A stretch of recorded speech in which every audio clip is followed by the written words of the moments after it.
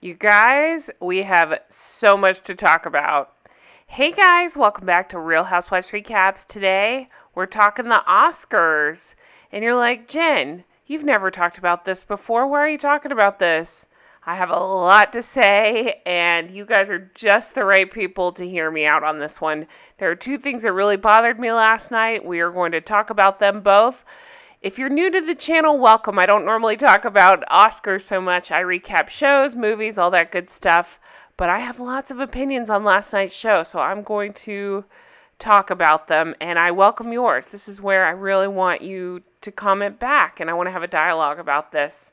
All right, I'm not going to drag this out any further. Let's get into what the heck happened and why I'm so furious at just all of it. Okay, the 94th Academy Awards, hosted by Regina Hall, Amy Schumer, and Wanda Sykes, happened last night. Now, I don't give a crap. I really don't. I can think of about a million other things I'd rather spend my time on than having a bunch of woke, horrible celebrities lecturing me about whatever they deem important to explain to us, common folk / little people. I'm not into it. It's not for me. But then my attention was gathered for this because of two reasons, and we're going to talk about them both. The first one I'm going to go into is it's called the swag bag, and I'm laughing because if you watch Always Sunny, you'll know Frank always says swag bag. We're going to be talking about the gift bag that's given out to the celebrities because, they need those kind of things. And then we're going to talk about the Chris Rock, Will Smith of it all. I have a lot to say on that. Let's get into this. I'm sure you are aware, but just in case you're not, the people nominated, and not just that, not just actors. Sometimes it's directors. They said talent agents, things like that. They get these incredible gift bags. And I'm not talking like, a cool, I don't know, one-off thing here and there. I'm talking $140,000 worth of merchandise, travel, surgical procedures. Yep, I'm not kidding on that one.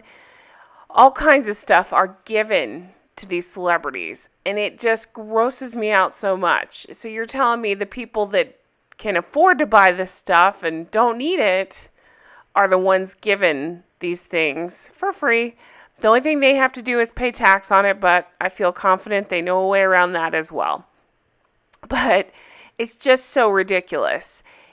If these assholes would just, I just think it's so awful. I think that it should be a thing where they give it to charity or help Ukraine with it. That's what I kept thinking. There's got to be a way, instead of spending all this money and lavishing these celebrities with this stuff, maybe help out Ukraine instead. They're not afraid to wear the ribbons when it counts, but they sure want their stuff. This article goes into how a lot of the celebrities actually reach out to this company to make sure that the company delivers the bag to the right place, because that's how important this bag is to them. Whether it's the hotel they're staying at, their home in California, they even talk about sending them across to the UK to like your Olivia Colmans and Judi Dench's, and even on to Spain for Penelope Cruz. And they're like, we don't like to ship, but for Penelope Cruz, we'll do it. I'm just like, good Lord. So each year, these bags have a theme. This one is Everybody Wins swag bag. I mean, again, just the most tone deaf. These are the same people that are going to lecture us on how to be woke and the right things to do. And just the worst people in the world that think that they have something to share with the rest of us are getting these Everybody Wins bags. It just really makes me nauseous. The most expensive item in this year's bag is a $50,000 3-night stay at a castle in Scotland. Seriously. Some of the highlights are $12,000 celebrity arms, liposuction procedure, the title of Lord or Lady, along with a small plot of land in Scotland. $25,000 of home renovations from Los Angeles-based, whatever construction. An assortment of flavor-wrapped popcorn packages, Up to $10,000 worth of treatments and rejuvenation procedures.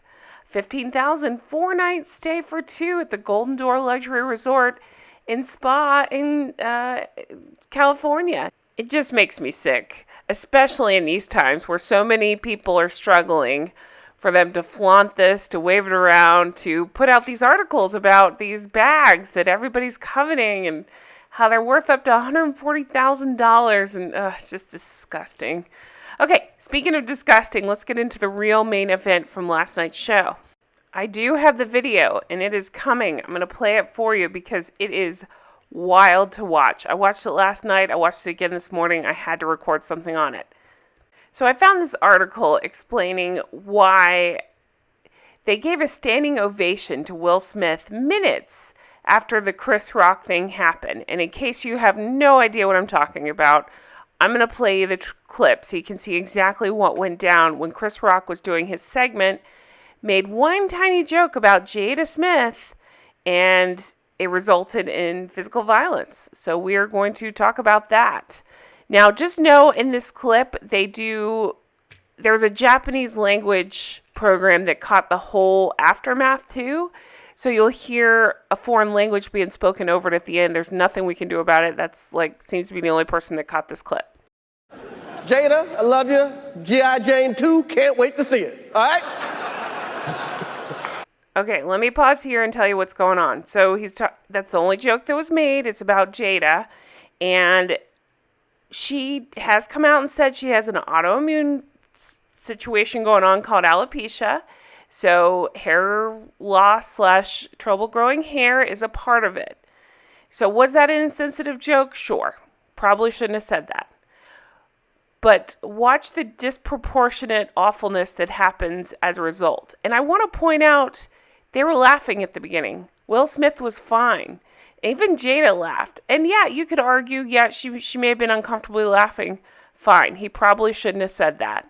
He's a comedian. They're at an event like this where it's known that you roast comedians. I personally don't think it was that big a deal. Whatever. But tell me if you think this makes sense, what happens next.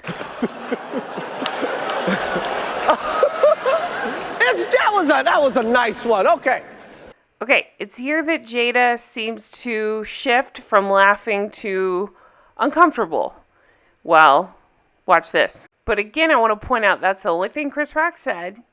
He made a joke about G.I. Jane that wasn't even that funny. And he's moving on from here. I'm out here. Richard. Okay, so Chris Rock is moving on and getting ready to make jokes about other things when Will Smith decides to get up out of his seat and come up on stage. Oh, wow. Wow. Okay, so he slaps Chris Rock, slaps him hard, surprises him in the middle of his speech. So ABC cuts the feed, the live audio, but this is where I believe they said it was a station in Japan continued to roll. Will Smith just smacked the shit out of me. ウィル・スミスにやられました。